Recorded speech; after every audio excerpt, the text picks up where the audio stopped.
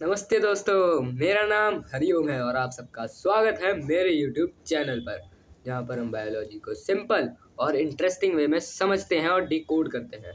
तो आज का हमारा टॉपिक है नोमेनक्लेचर। सोचो सोचो, आपको आम पसंद है। अब कमेंट में ये मत बोलना भैया इसमें सोचना क्या, सबको ही आम पसंद है।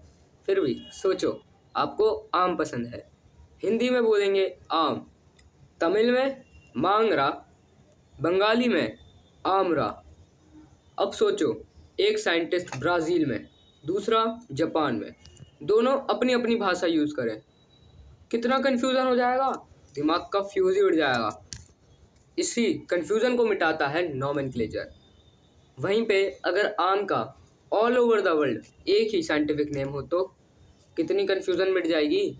सब उसी साइंटिफिक नेम से कम्युनिकेट कर पाएंगे। नोमेनक्लेचर एक सिस्टम जो हर लिविंग ऑर्गेनिज्म को एक यूनिक नेम देता है जो all over the world same हो। समझे? और अच्छे से समझाता हूँ। तो नोमेनक्लेचर मतलब नेमिंग सिस्टम। ये नेमिंग सिस्टम कुछ स्टैंडर्डाइज रूल को फॉलो करते हुए अपने ऑर्गेनिजम्स को साइंटिफिक नेम्स देता है। ये फर्स्ट टाइम डिस्कवर किसने किया था? कार्लस लीनियस ने, जिन्हें हम फादर ऑफ टैक्सोनॉमी नाम से भी जानते हैं। इन्होंने दिया था बाइनोमियल नोमेनक्लेचर का सिस्टम, जिसमें एक ऑर्गेनिज्म के दो स्पेसिफिक कैटेगरीज से नाम दिए जाते हैं, जिसमें पहला होता है जीनस और दूसरा होता है स्पीसीज। अभी हम इसको और डिटेल में जानेंगे। Example to understand. चलिए एग्जाम्पल लेते हैं मैंगो का। मैंगो का साइंटिफिक नेम क्या है? Mangifera indica. मैंगीफेरा मतलब जीनस, जैसे सरनेम जो ग्रुप बताता है। इंडिका मतलब स्पीसीज, जैसे रियल नेम जो एक पूरे ऑर्गेनिज्म को बताता है। इसी तरह ह्यूमन का नाम होता है होमो सैपियंस, पैंथर का नाम होता है पैंथेरा लियो और कैट का felis catus. Rules of nomenclature. कोई भी गेम बिना रूल्स के नहीं खेला जाता। जो बिना रूल्स के खेलते हैं वो चीटर होते हैं। समझ गए? इसी तरह नोमेनक्लेचर के भी कुछ रूल्स हैं। पहला, नेम हमेशा ही लैटिन या लैटिनाइज फॉर्म में होते हैं। जीनस का पहला लेटर कैपिटल होता है और स्पीसीज का पहला लेटर स्मॉल। ये name all over the world same होते हैं। कोई भी दूसरा ऑर्गेनिज्म एक ऑर्गेनिज्म की कॉपी नहीं कर सकता। इन्हें लिखा जाता है इटैलिक्स में, और अगर ये हैंड रिटन है तो इन्हें अंडरलाइन करना पड़ता है। पेपर में आएगा। एक बोनस टिप, एक ऑर्गेनिज्म का साइंटिफिक नेम में 3 पार्ट भी हो सकते हैं। तीसरा पार्ट कौन सा?